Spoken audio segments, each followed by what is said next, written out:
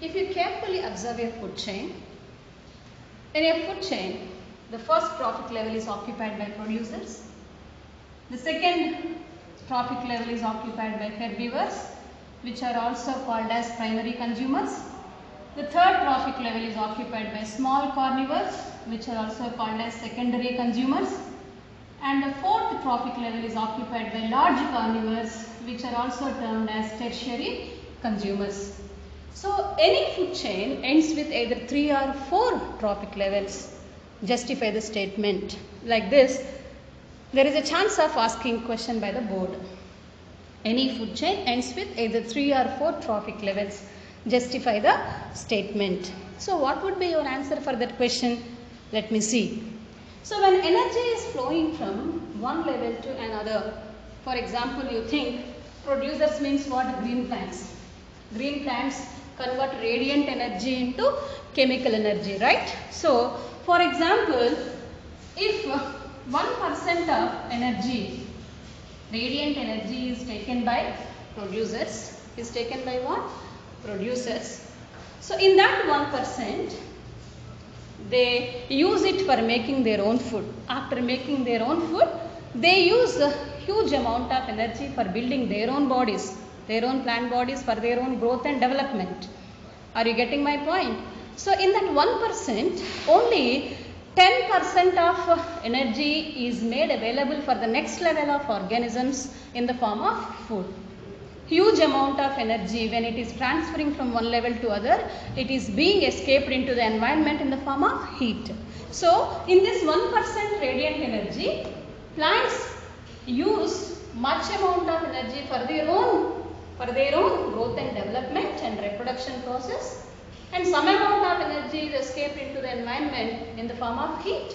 So in this 1%, only 10% of 1% energy is available for herbivores.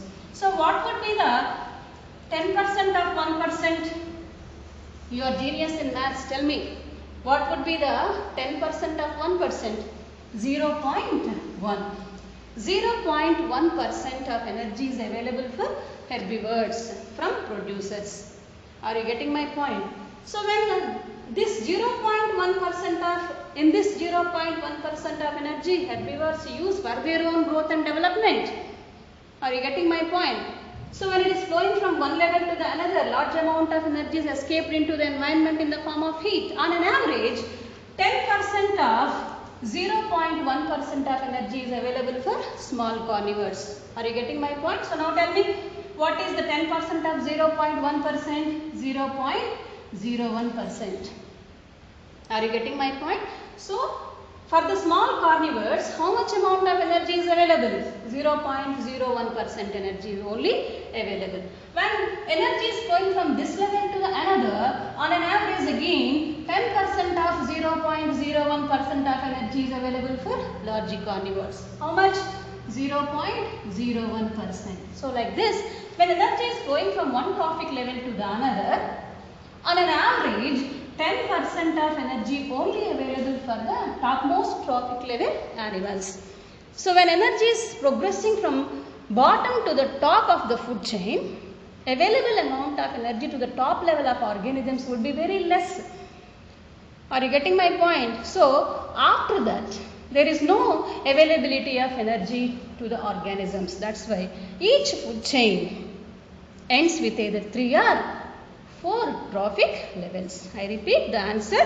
When energy is flowing from one level to the another, one trophic level to the another trophic level, on an average only 10% of energy is available to the next level of organism. After reaching to the 4th trophic level, there is no more available amount of energy for the organisms. So any food chain ends with either 3 or 4 trophic levels. Are you getting my point? So another important aspect, another important topic, when we see this food chain, we can clearly observe.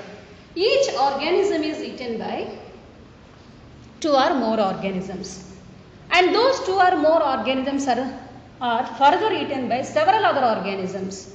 Are you getting my point? Let me give the clarification with an example. Grass is eaten by insects, right? Insects are eaten by frog. Frog is eaten by snake. Snake is eaten by eagle, an eagle. This is a food chain, right? My question is here, only insects eat grass? No. This grass even eaten by goat. Goat is eaten by tiger. This grass even eaten by cow. Cow is eaten by lion. Right or not? Insects are even eaten by lizard. Lizard even eaten by duck. Insects are even eaten by fish. Fish is eaten by crane. So like this, each organism is eaten by 2 or more organisms. And these 2 or more organisms are further eaten by several other organisms, right? So instead of representing their relationship in a straight line, food chain, this relationship can be represented in the form of branching lines. In the form of what? Branching lines. So when we draw these branching lines, instead of a straight line food chain, we can form a web-like arrangement here. And this web is called as food web. Called as what? Food web.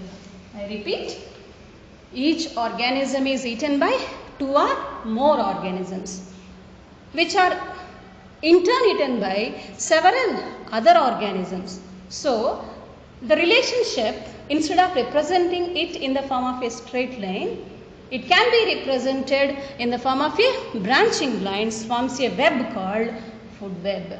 So, when you get a question, define the word food web, that definition you have to write. Are you getting my point? So, that is about another important aspect of food chain. And the third important aspect of food chain. So, in a food chain, always the first trophic level contains many number of individuals. Right or not? Producers always large in number when compared to the last trophic level. Give the reason. Producers are the organisms which can make food available for all other organisms, and they only have the ability to convert the radiant energy into chemical energy, and they can make it available for rest of all other animals. That's the reason why in a food chain always producers are large in number. So, or in another way they may ask a question, why producers are always large in number, or name the trophic level which contains large number of individuals. So what would be the trophic level? The first trophic level which contains producers always have large number of individuals. That is about another important aspect of food chain. Come to the last important aspect of food chain is, as human beings, we eat, because we are omnivores, we eat both plant and animal products as our food. In this modernized world, when the population is increasing day by day, to satisfy the food demand for the increasing population nowadays, a number of varieties of fertilizers and pesticides are available in the market. So farmers are indiscriminately using these fertilizers and pesticides, which are chemicals, to raise their crops or to grow their animals, right? So when these chemicals are used to raise those crops and to raise those animals, indirectly the concentration of these harmful chemicals being accumulated in their bodies, and slowly their accumulation goes on increasing, and when it reaches to humans, the concentration of these harmful chemicals is greater in amount in human bodies. Are you getting my point? Why? Because listen, grass is eaten by insects, insects is eaten by frog, frog eats snake, snake eats eagle, right? So for example, you think any crop which is sprayed with a pesticide, the chemicals which are present here slowly accumulates in insects. Again here they add some more chemicals. Concentration of chemicals increases in the second trophic level. And again in the third level they use some chemicals to raise. So the concentration of chemicals raises in the third trophic level. So when it goes on increasing, because humans are the topmost organisms which occupy topmost level in a food chain, the accumulation of these harmful chemicals increases in human bodies, leading to a process, leading to a phenomenon called as biological magnification. Biological magnification. I repeat, the process of accumulation of harmful chemicals into the human bodies through food chain is called as what? Biological magnification. So the dal which we eat, the milk which we drink, the meat which we eat. So each and every food products what we are taking from both plants and animals as a food contains remains of chemicals, because chemicals are used to raise them, to grow them, and the concentration of these chemicals, because we are getting food from both plants and animals, concentration of chemicals are raising in human bodies through their food chain in a process called as what? Biological magnification. Biological magnification. I think now you have understood what is the word meaning biological magnification.